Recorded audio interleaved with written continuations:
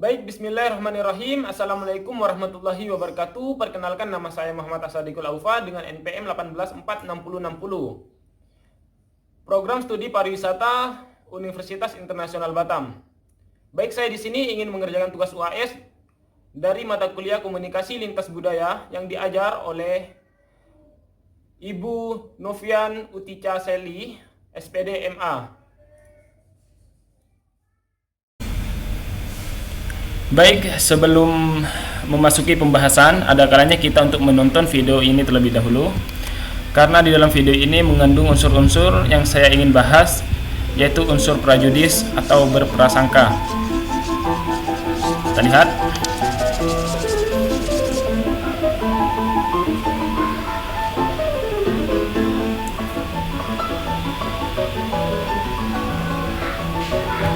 Mungkin para juri itu beranggapan bahwa si peserta di atas pentas itu ingin melukis wajah si kakek yang pakai kacamata ini. Ini.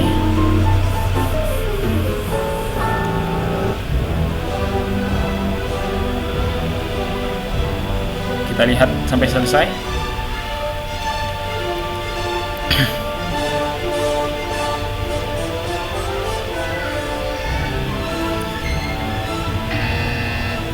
Pencetan pertama.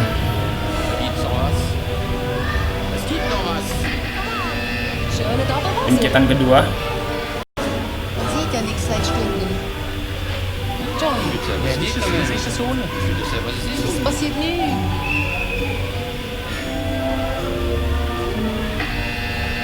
Pencetan ketiga. Monsieur Greif. Er drückt sich gerade so wie geht. Ah ja, ich muss auch die Masse drücken, oder?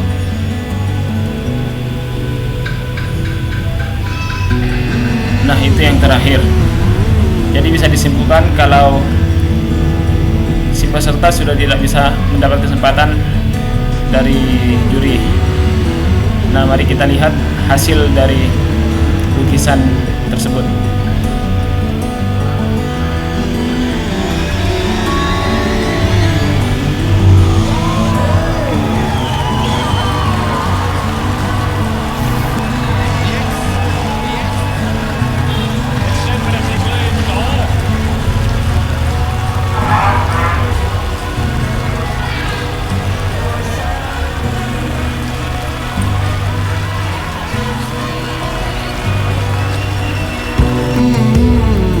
Baik, di situ kita belajar bahwa jangan terlalu cepat untuk menilai atau berprasangka terhadap orang lain.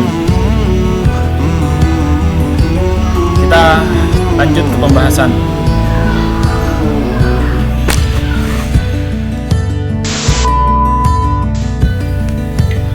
Baik, seterusnya dari hasil video tadi kita sudah bisa menyimpulkan bahwa di situ terjadi kesalahpahaman, di mana kesalahpahaman ini terjadi karena terlalu cepat memberikan suatu penilaian terhadap seseorang. Baik, kita memasuki pembahasan. Tugas UAS Komunikasi Lintas Budaya. Komunikasi lintas budaya merupakan komunikasi yang dilakukan oleh dua orang atau lebih yang memiliki latar belakang budaya yang berbeda. Budaya di sini mengacu pada pola perilaku, kepercayaan, dan adat istiadat di daerah asal pelaku komunikasi. Dengan adanya perbedaan budaya akan mempengaruhi persepsi, cara berpikir, juga bahasa yang digunakan individu yang bersangkutan, sehingga dalam pelaksanaannya komunikasi lintas budaya seringkali menemukan hambatan dalam komunikasi lintas budaya ini. Menurut pakar komunikasi lintas budaya terdapat 15 hambatan komunikasi, yaitu etnosentrisme, stereotip, kompetisi, jarak sosial, persepsi, sikap, atribusi, motivasi, prasangka, dan hambatan lainnya. Namun saya di sini ingin memfokuskan ke salah satu hambatan komunikasi lintas budaya, yaitu prejudis atau prasangka. Baik, apa itu prasangka? Prasangka berarti membuat keputusan sebelum mengetahui fakta yang relevan mengenai objek tersebut. Awalnya istilah ini merujuk kepada penilaian berdasarkan ras seseorang sebelum memiliki informasi yang relevan yang bisa dijadikan dasar penilaian tersebut. Selanjutnya, prasangka juga diterapkan pada bidang selain ras. Pengertiannya sekarang menjadi sikap yang tidak masuk akal, yang tidak terpengaruh oleh alasan rasional. John Everley mengklasifikasikan prasangka ke dalam 3 kategori. Yang pertama ialah prasangka kognitif, merujuk pada apa yang dianggap benar, dan yang kedua ialah prasangka efektif, merujuk pada apa yang disukai dan tidak disukai, dan yang terakhir yang ketiga, prasangka konatif, merujuk pada bagaimana kecenderungan seseorang dalam bertindak. Definisi prasangka sosial menurut beberapa ahli. Di sini saya mengambil menurut Wojcel, menurut Mar'at, dan menurut Kartono. Menurut Wojcel dan kawan-kawan, pengertian prasangka dibatasi sebagai sifat negatif yang tidak dapat dibenarkan terhadap suatu kelompok atau individu anggotanya. Prasangka atau prejudis merupakan perilaku negatif yang mengarah ke kelompok pada individualis, berdasarkan pada keterbatasan atau kesalahan informasi tentang kelompok. Prasangka juga dapat didefinisikan sebagai suatu yang bersifat emosional yang akan mudah sekali menjadi motivator munculnya ledakan sosial.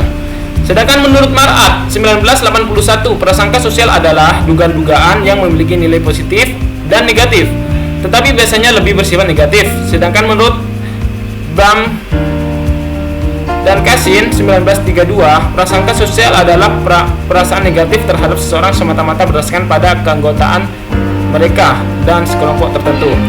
Nah, selanjutnya menurut Kartono 1981 menguraikan bahwa prasangka merupakan penilaian yang terlampau tergesa-gesa berdasarkan generalisasi yang terlampau cepat, sifatnya berat sebelah dan dibarengi tindakan yang menyederhanakan suatu realitas. Nah, sekarang kita memasuki faktor-faktor yang memengaruhi prasangka sosial. Di sini saya mengambil pengaruh kepribadian dan juga pengaruh kelompok. Baik menurut pengaruh kepribadian, dalam perkembangan kepribadian seseorang akan terlihat pula pembentukan prasangka sosial. Kepribadian otoriter mengarahkan seseorang membentuk suatu konsep prasangka sosial karena ada kecenderungan seseorang tersebut selalu merasa curiga, berpikir dogmatis, dan berpola pada diri sendiri. Sedangkan menurut pengaruh kelompok, kelompok memiliki norma dan nilai tersendiri dan akan mempengaruhi pembentukan prasangka sosial pada kelompok tersebut. Oleh karenanya, norma kelompok yang memiliki fungsi otonom dan akan banyak memberikan informasi secara realistis, secara emosional yang mempengaruhi sistem sikap individu. Next. Nah, cara mengurangi prasangka sosial. Yang pertama itu melakukan kontak langsung. Yang kedua, mengajarkan pada anak untuk tidak membenci. Yang ketiga, mengoptimalkan peran orang tua, guru, individu dewasa yang dianggap penting oleh anak dan media massa untuk membentuk sikap menyukai atau tidak menyukai melalui contoh perilaku yang ditunjukkan. Yang keempat ialah menyadarkan individu untuk belajar membuat perbedaan yang tentang individu lain, yaitu belajar mengenal dan memahami individu lain berdasarkan karakteristiknya yang unik, tidak hanya berdasarkan keanggotaan individu tersebut dan dalam kelompok tertentu. Menurut Wojcel dan kawan-kawan tahun 2000, itu upaya tersebut akan lebih efektif jika dibarengi dengan kebijakan pemerintah melalui penerapan hukum yang menjunjung tinggi adanya persamaan hak dan pemberian sanksi pada tindakan diskriminasi baik berdasarkan ras, suku, agama, jenis kelamin, usia, dan faktor-faktor lainnya.